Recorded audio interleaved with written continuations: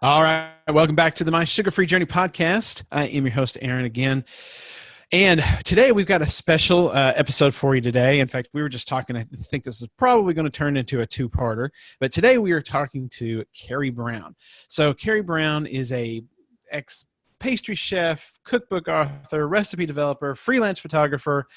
If you kind of followed along the same path as me, you know her as the Keto Evangelist Kitchen. That was the first place that I ever heard about her.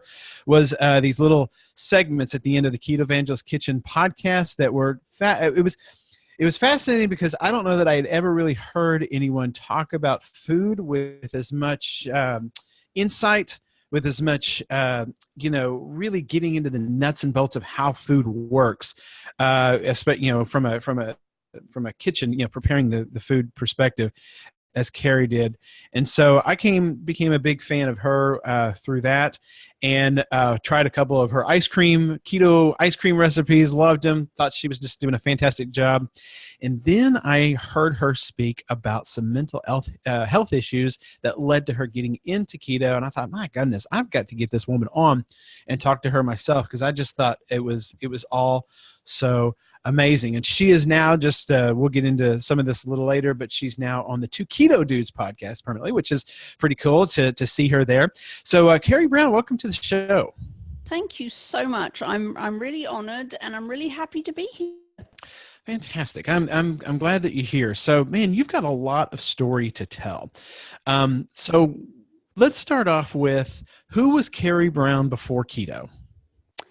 Carrie Brown before keto was mostly depressed. I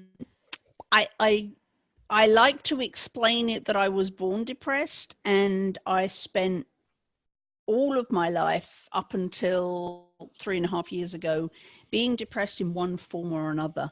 And when I say depressed, I'm not talking about what I would term situational depression.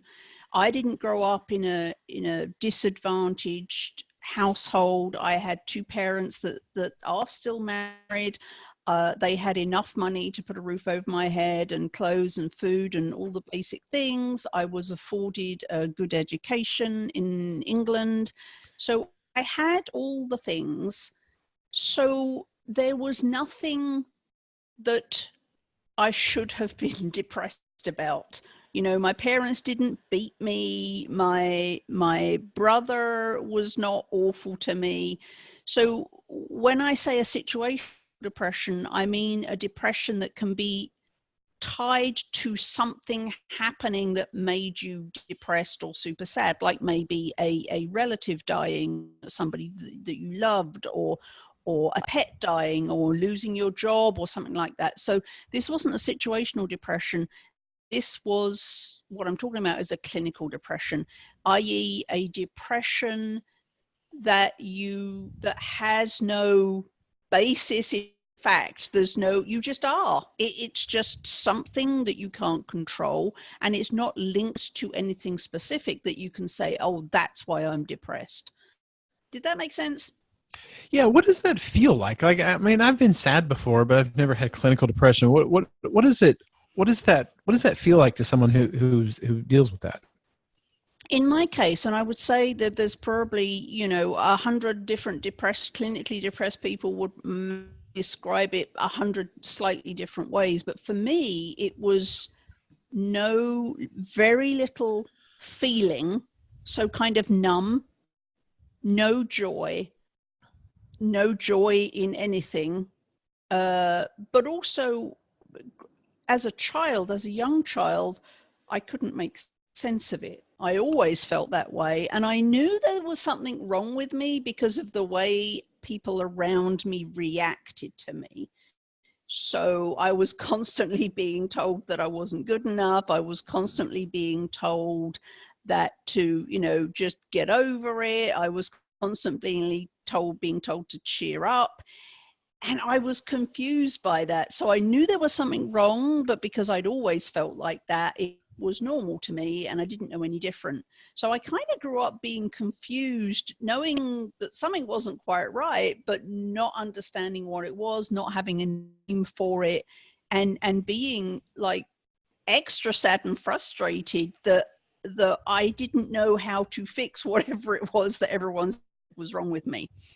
So, but it felt, I guess it would be lack of joy, lack of feeling, and just this sense of walking around with a dark cloud over your head that you couldn't make sense of and that you had no control over. And no matter what you tried, you know, you would go do all the things that people, go serve in the soup kitchen, or go help someone else, or go do this, or go do that. Nothing that I did ever made that dark cloud feeling go away. And it didn't matter what I did, I never felt joy. Did your parents have an idea of what to do with you? Like I was just trying to think of my own kids when they were growing up. If one of them had been like that, I don't know how I don't know what I would have done. My parents had no idea what was going on. They just put me down, wrote me off as a problem child. It was all my fault. I just needed to buck up. I just needed to, stop being a pain, so on and so forth.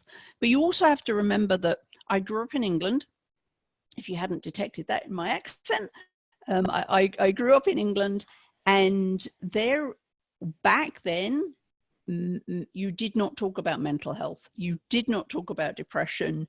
Nobody admitted to being in therapy, having a therapist, going to counseling. That was huge taboo. And I think it is still a lot more these days in England. It's still kind of behind the times compared to how it's perceived in America, where people will openly say, yeah, my therapist told me this, or, I go to a therapist every week.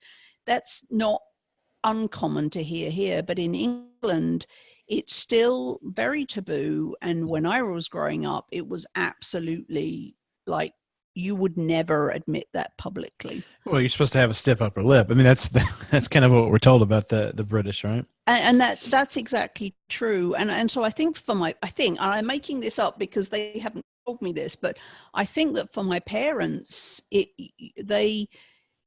they had started looking at it in a mental health way, that would have been just the most shameful, embarrassing experience. So they didn't do that. They just, it was all my fault. I just needed to buck up, and that's how we went on. So I got no help from my parents. In fact, I got no help from anywhere until. Did you have other siblings? I have one brother. Okay. I got no help from there. Okay. But then he was a child too. Right. The first time I got so frustrated was when I studied at South Bank University in London. I was at the National Bakery School, where I trained to be a pastry chef, amongst other things.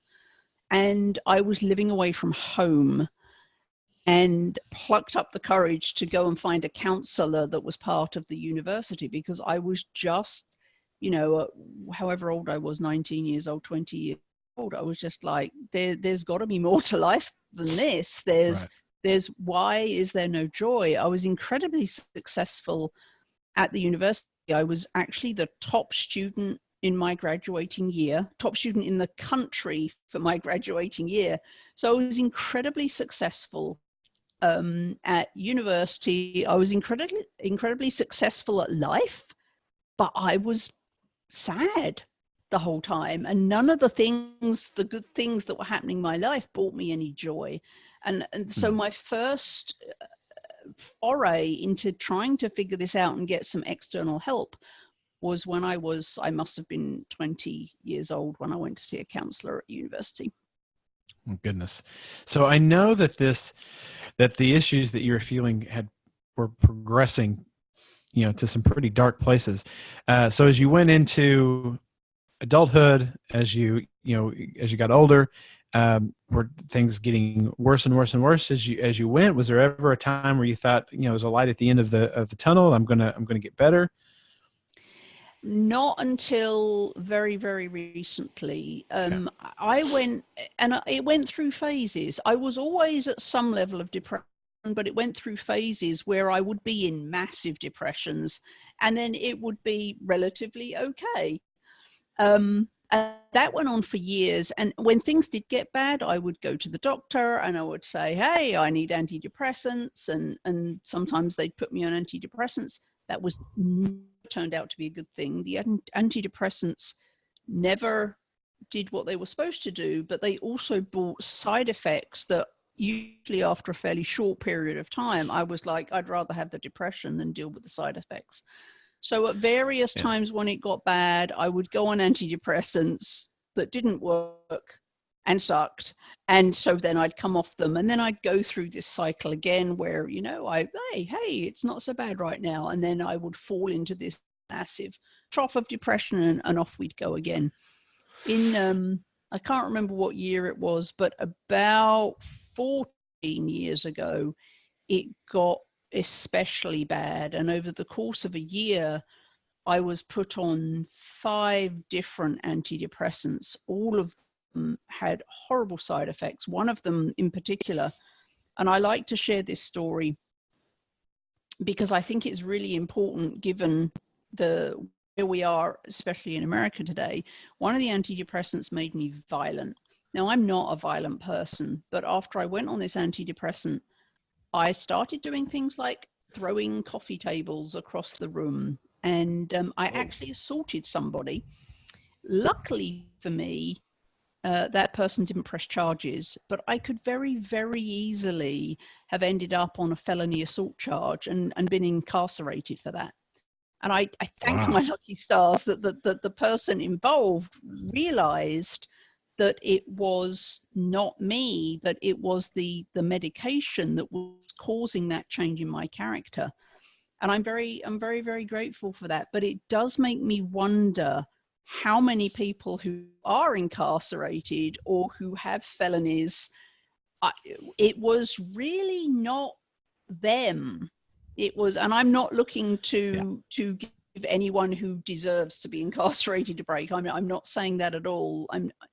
But given my experience, I'm absolutely certain that there are probably a not insignificant number of people who have ended up in trouble because as a direct result of medications they've been on for mental health challenges, rather than it being that they're a bad person or that they're typically a violent person. Because as soon as I came off the medication, I've never thrown furniture since. I've never raged like that since. I've never felt the need to assault anybody since.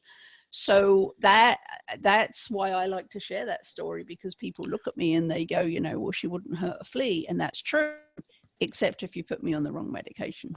So we talk a lot here about, or I talk a lot about the Pottinger's cats. I don't know if you've heard about this experiment, but Dr. Pottinger had a group of cats that he put them on a special diet that was specifically deficient in, I forget what mineral, but it was deficient in one piece of it's something that was important for the cats to have. And the first generation of cats they were okay. They got along fine without it. The next generation, there were a few problems, but for the most part, they got along without it. The next generation of cats. And so as each generation of cats were deficient in this mineral, they became worse and worse and worse and worse, and had all these birth defects, had all these mental defects, had all these problems that were wrong with them. And we're at the end now of a 75-year dietary experiment where we've been telling our people to eat lots of whole wheat, limit their saturated fat, eat lots of vegetable oils and corn oil, and it seems that we have made the population deficient in some of these really important vitamins and minerals and just fat in general. And we're seeing these really scary rates of mental health issues. And I'm convinced, I'm totally convinced, and there's not been a whole lot of science on this yet, but I am 100% convinced that all of these kids that are going into their schools and shooting them up and doing these terrible things, we always find out that they're on these, this terrible psychoactive psychiatric medications. I'm convinced it's not just because they've been on a bad diet their whole life, but it's because their parents were on a bad diet, their grandparents were on a bad diet, and there this multi-generational effect of poor diet, and these effects that are coming down from generation to generation to generation, and each generation is like a bad copy that comes out of a Xerox machine, a little paler, a little worse off, and we're seeing some really terrible things, especially from our kids right now. And I'm convinced it's dietary related. I'm convinced the reason there's so many psychiatric drugs that have been prescribed is because we've screwed up our diet so bad. You have any thoughts on that? I definitely agree that diet is a huge part of it. And when I tell the rest of my story, you'll understand why I say only part of it. Because that was part of my fix, but not all of it. I definitely think that food has a massive part to play in this. And the tragic irony of my, almost become an incarcerated felon story is that those people who do find themselves incarcerated for things similar to me, which I don't think a lot of them should be there, but what they feed them when they get them into prison is the most disastrous food for mental health. The most disastrous food for mental health. So we lock them up, and then we feed them food that is going to make them worse. And so, but, and at the risk of getting a bit political, in my little world, one of the places that we could make the biggest difference is changing the dietary guidelines for institutions. Yep. Or, if we could do that in the institutions before the prisons, like public schools. Absolutely. Yes. I'm not just talking about the after institutions. I'm talking about schools, especially schools, hospitals.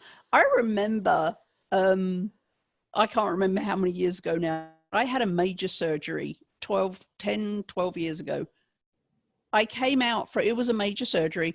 I came out from the anesthetic. They fed me my first meal, my dinner for the day I had a significant body part removed was gummy bears. Oh my gosh. Yep. It didn't surprise me at all, though. So, I think the institutions, the hospitals and the schools, we could change the face of what's happening in this country just by doing that. But then on the other side, if people do end up in a prison, the food they're giving them is simply exacerbating the problem, in my opinion. Yeah, I would agree. So let's get back to you. So how did things progress? How did you get to like a point where you realized that things really, really, really needed to change? And how did you find out what that change needed to be? So after that year where I was on 5 different antidepressants, all of them caused me horrible, varying side effects. The last one, actually, I was having panic attacks 24/7. I didn't sleep for 6 weeks. I literally thought that I had lost my mind, because if you've been sleep deprived, you'll know exactly what it's a hell that I would never wish on anybody. At the end of that 6 weeks, I was so desperate that I just decided to stop all the medications I was on. I was on triple dose Ambien and couldn't sleep. It was a nightmare. So I took myself off all of my antidepressant medications, and I'm just like, you know what? This year has been complete hell, and it's been worse than just dragging myself through life and dealing with the depression. So I decided at that point that I was just gonna figure out how to live with the depression, how to drag myself through life, but how to also put on a game face so that nobody else knew, because it was never good to tell people that you were depressed. It was never good to display that externally. So I just learned how to, be how I needed to behave in public, despite how I felt inside. And that was kind of how I got through life.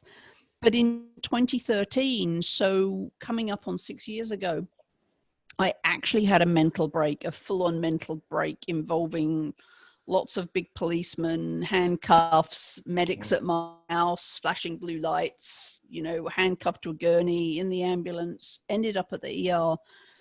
And that was what changed everything for me. I was on the verge of being committed because I was living in Washington State at the time, and in Washington State, trying to commit suicide is illegal.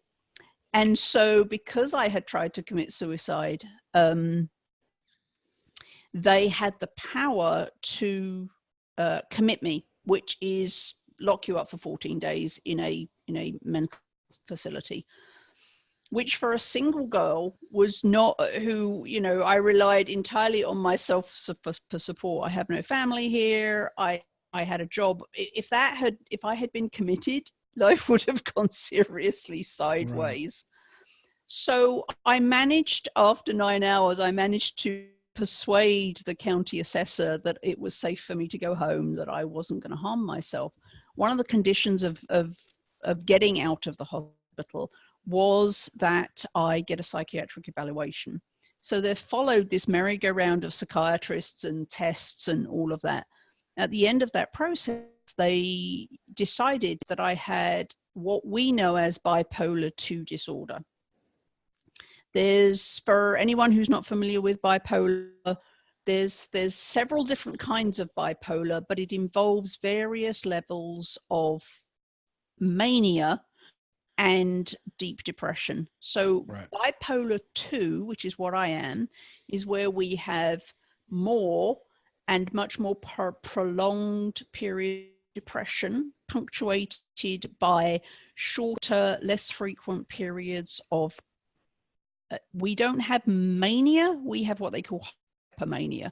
For me, that showed up like being able to write a cookbook in 5 weeks, but literally becoming kind of like this mental, physical superwoman. So I would be able to thrive on almost no sleep. I was incredibly productive. My mind was like sharp as a tack. It was all good. My periods of mania were fabulous. And I really enjoyed those because I got a lot done, and that was all good.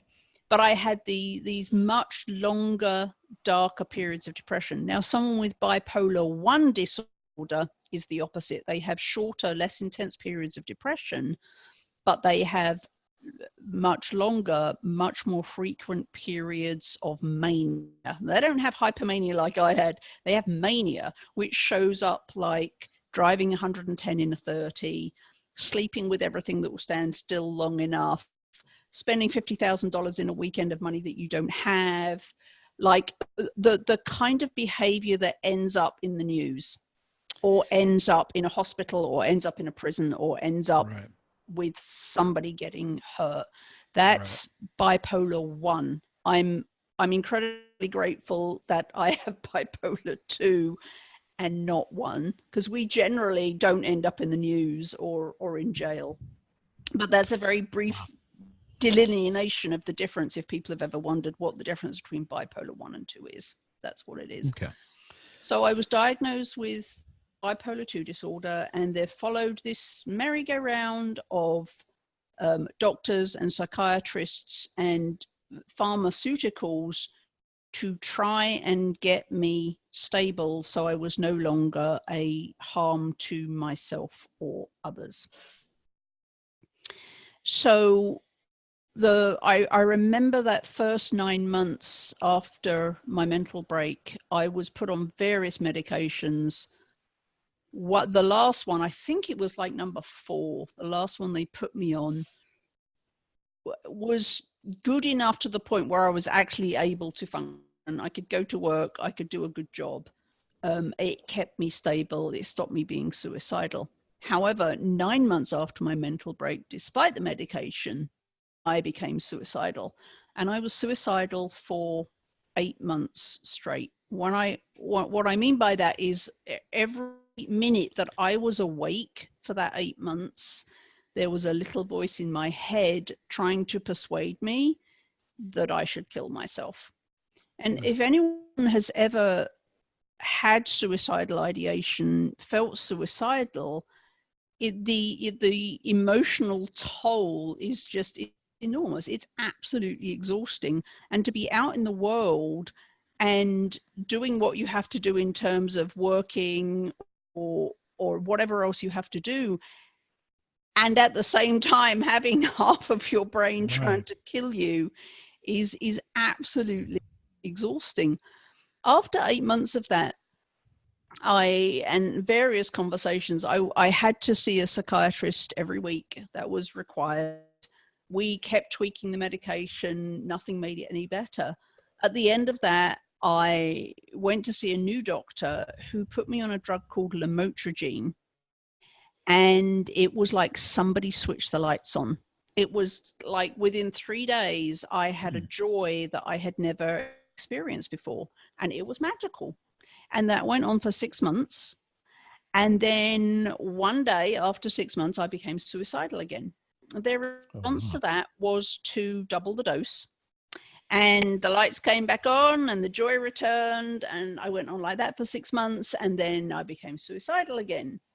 Wow. And their response to that was to double the dose. And that was at the point where I said, you know what? This is BS. I cannot go through the rest of my life wondering when I'm going to become suicidal and hoping that when that happens, I'm going to be in a safe place and I don't actually kill myself. And I can't keep going through life doubling the dose of these brain-altering chemicals every 6 months. This is not a solution. This is a Band-Aid. And nobody except me was doing any critical thinking. All my medical team were interested in doing was medicating the symptoms away. No one was asking, why is Carrie bipolar? Why did she have that mental break? Like, why did this happen? It's got to be caused by something. And nobody was asking those questions or trying to figure out why I was bipolar. So that was at the point where I got really, really mad and I fired everybody. I fired all my psychiatrists, my doctors, I fired my entire medical team. And I said, maybe naively, but I said, I'm going to find out why I have bipolar, because there's got to be something that's causing it. It's either food, it's a food allergy, it's environmental, it's the fact that I grew up with a manic depressive father. So it's environmental, it's my genetic, it's something or a combination of some things. So I decided to start with DNA because that's fine. There's no variables with that. My DNA is my DNA. So I sent off to 23andMe and I got my genome back. And that was where everything started to change, because what I discovered from my DNA is that I have a genetic mutation on a gene, or actually a couple of genes, called MTHFR. And that means lots of things. But for me, what that meant was people who have this genetic variant, we do not have the ability to methylate. And that is super important, because methylation is a process that occurs in the body. Methylation does lots of things. But one of the really important things it does is that it converts B vitamins, particularly folate and B12, into a form that the human body can use. So when normal people eat B vitamins, the body has to methylate them before they can be used. I do not have the ability to methylate. So my entire life, I had a severe deficiency of critical B vitamins. The number one role of B vitamins is neurotransmitter health. So for my whole life, my neurotransmitters had been severely undernourished. They were not getting the B vitamins that they needed in order to function properly. And I actually had a whole flurry of blood tests done around the same time, which corroborated the fact that there was no B vitamins going on in me anywhere. So that's one of the things that methylation does in people who do not have this genetic variant, that your neurotransmitters are feeding your brain with the nutrients it needs. Mine was not. Okay. We also discovered that my serotonin and dopamine pathways are genetically broken in about 40 different places. So, and serotonin and dopamine are what creates mood balance. So there was that. I also discovered that I'm genetically intolerant to gluten. I don't have celiac, but it shows up that gluten intolerance, the gluten was actually attacking my brain. The MTHFR also reduces our ability to detoxify. So for example, when I was a kid, we were still doing the mercury amalgam fillings. Mm-hmm. I have a very reduced ability to clear that toxic mercury out of my system. Most people with a functioning liver, a healthy liver, will detox all of that, the environmental toxins, the toxins in processed food, the toxins in, personal care products and plastics and all of that. People who don't have MTHFR can detox all of that through their liver. Well, I have a very reduced ability to do that. So when I come into contact with toxins, that just all builds up in my body. So if you add all of that up, it was really no surprise that at some point my brain was going to go sideways. And in my case, the symptoms that it gave me, the medical profession called bipolar 2 disorder. Now, I don't believe anymore that bipolar disorder is a thing.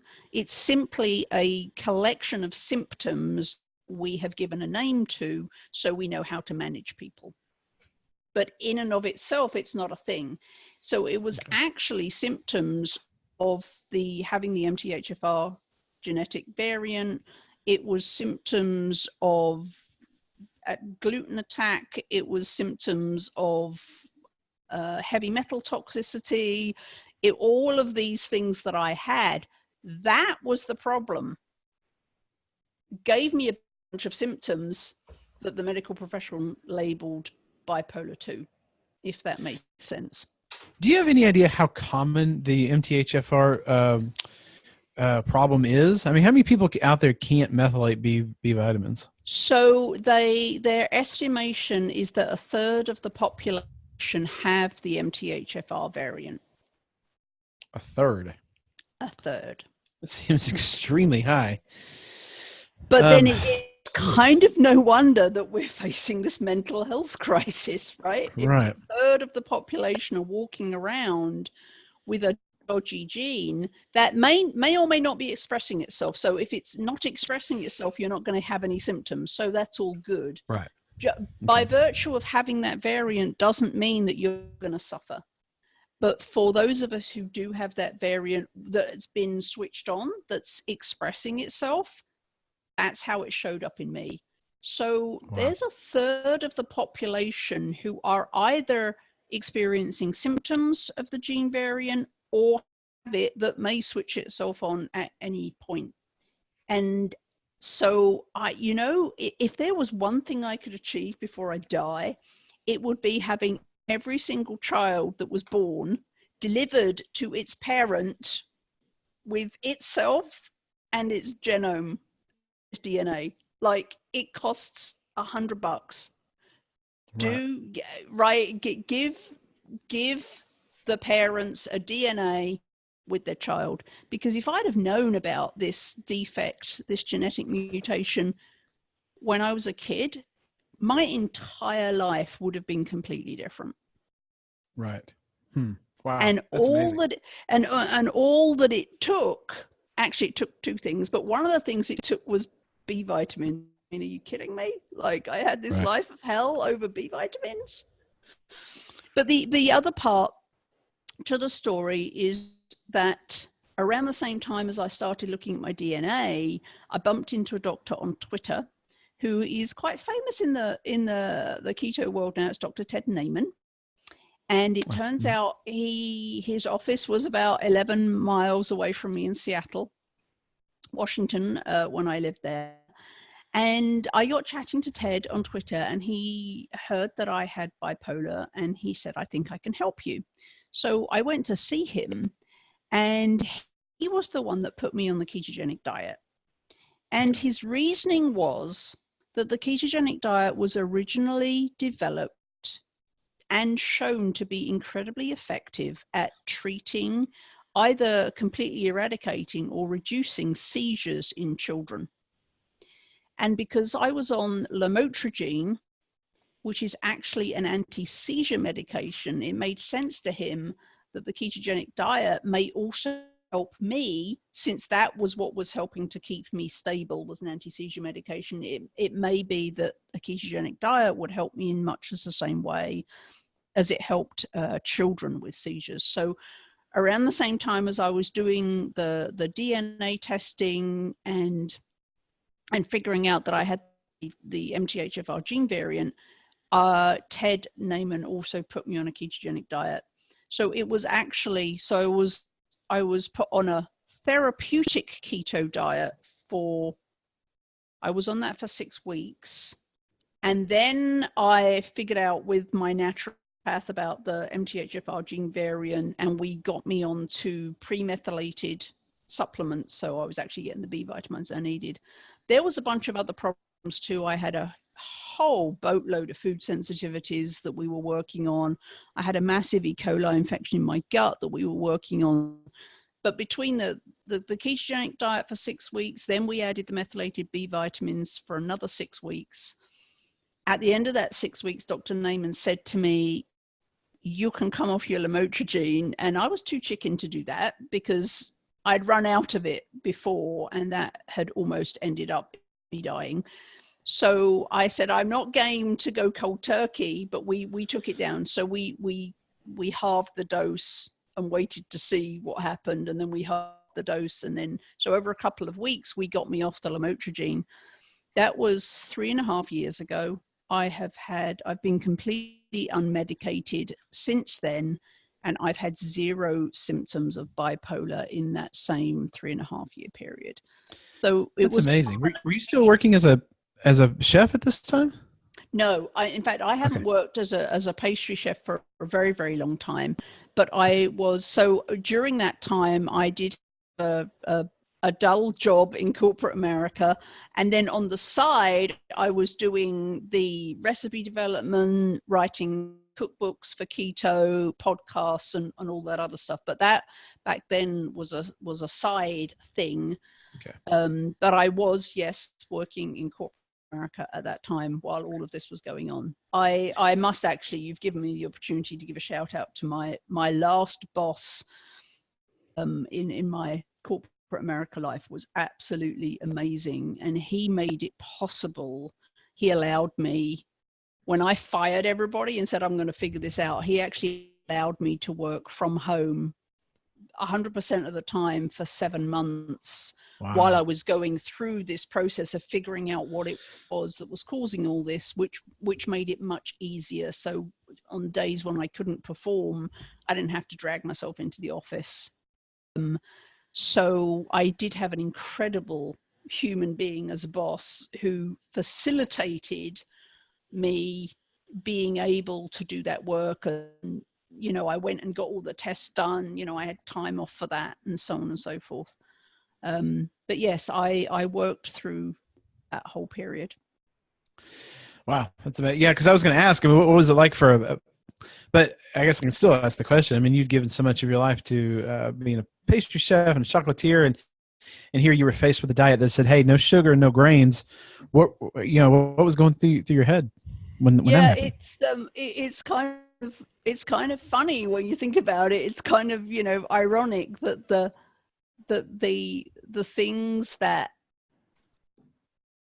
I had to stay away from or I now can't eat are what I built my original career on, which is just, but it's now it's standing me, it's almost like the universe had kind of lined all this up, because what I learned from being at the National Bakery School and what I learned through all that time is now what is making me so successful in creating all of the keto things that I'm doing now, because I understand the science. I know how to do it professionally with the old ingredients, which is making it much easier for me to do it in the keto world. But it also means that I can explain the why, which is the part you loved about my kitchen podcast, exactly. was that I can explain the science behind it, which I don't think there's anybody else out there that and not through any fault of their own, but I've been trained in that. So it's actually like the universe had all this planned and gave me the knowledge so that I could translate that when I needed to into the keto space. Yeah, I think so. Because that was, when I was first listening to those podcasts, I just thought, oh, but this is someone who's talking about food in a way that I've never heard someone talk about food in the ketogenic sphere. Some of the things that you were saying, I thought, oh, that's okay. That's someone who has an understanding of what's going on that's a little deeper than my understanding, which is just, kind of throw everything in a bowl and cook it for a while, and it tastes good. Woohoo. And yeah, I'm pretty, like, I don't care deeply about food tasting awesome or things being light and fluffy. I want things to be palatable, but I'm not the scientist that's in my kitchen for hours at a time trying to create the perfect recipe. For me, and that's honestly fine. Some people are, and some people aren't. And my role is to try and do something helpful and useful for all of the people, like the people who love to cook and don't want to give that up and do want to spend hours creating complicated things. I want to help them with that. But I also recognize that a lot of people either don't have the inclination and or they don't have the time. And so I want to make recipes that are super simple but super delicious, because we all know that for the majority of people, if it doesn't taste good, they're not going to stick to it. Right. And we need them to stick to it because we care about their health. Mm-hmm. So I use my skills to make super delicious food that anybody can do, even someone who's never been in the kitchen before, and make it cheap and fast and simple. So I'm kind of trying to cover all the bases here. That's what I was going to say, that, having said all that about not wanting to spend time in the kitchen, your ice cream recipes, especially, like those are my go-to. And I want ice cream. I'll pull one of those out, and they're better than, every once in a while I get like a pint of Halo Top or something. It's pretty low carb, but it's also, it doesn't taste like mine. I was going to say it's also very easy to make the stuff that you make, and it's that's a great example. Is that most people, well, a lot of people might go, wow, you make your own ice cream, wow, and they're intimidated by the thought of how hard it is. Yeah, it's not hard. I developed the recipes so that they would be super simple, so that anybody can make them and make ice cream that tastes better than Ben & Jerry's, but it's keto. Exactly. And so a lot of people have been truly empowered in the kitchen because they're now making these amazing things that they never imagined they'd ever be able to make successfully. Yep. And they're finding out that it's nowhere near as hard as they thought it was. So, and they're staying keto because, hey, I can still eat ice cream. Exactly.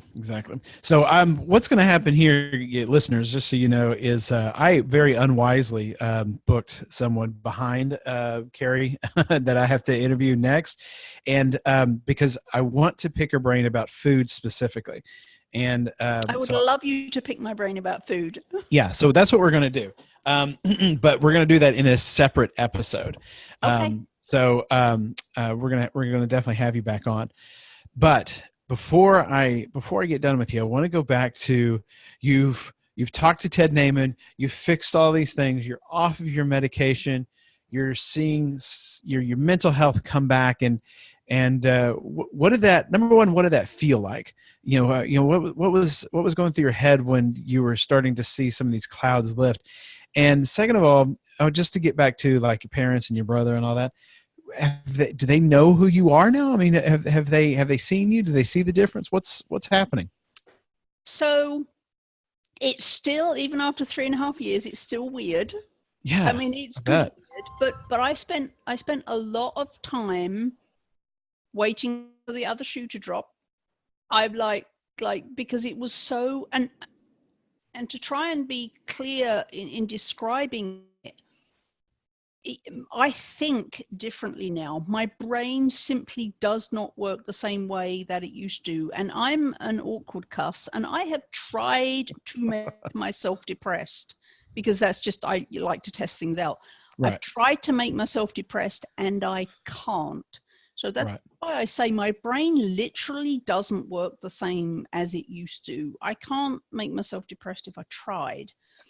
That's awesome. So it's been a radical change. And to be honest, even 3.5 years in, I'm still getting used to the fact that there isn't going to be a trough of depression coming, because that I spent my life with this, okay, it's coming. I don't know when, and I don't know how bad it's going to be, but I know it's coming, and you're always waiting for that. I'm still getting used to thinking, oh, I don't have to wait for that anymore. I don't have to plan for that anymore. I don't have to like make strategies for that anymore. I just don't think the same way. And it's magical. And I can't even begin to describe to you how freeing it is, how different my life is now, because I can feel joy. I have joy now, and I don't have to plan, and I don't have to fake it out in the world anymore, Right. because I'm not depressed, so I don't have to like perform to hide what's really going on with me. I can just be me, and so it's not exhausting to live anymore, because I'm not trying to hide this dark depression from people because I don't want to be judged. I don't have to do that anymore. Because I don't have the depression, so nobody's judging me for it, and I don't have to kind of try and hide that. It's just, it's not exhausting. I can be who I am, and I have joy, and I'm no longer waiting or planning or trying to kind of maneuver life around these like black holes of depression that used to hit with no warning. I have a completely different life. I love it. It's I love that. That's magical. amazing. That is amazing.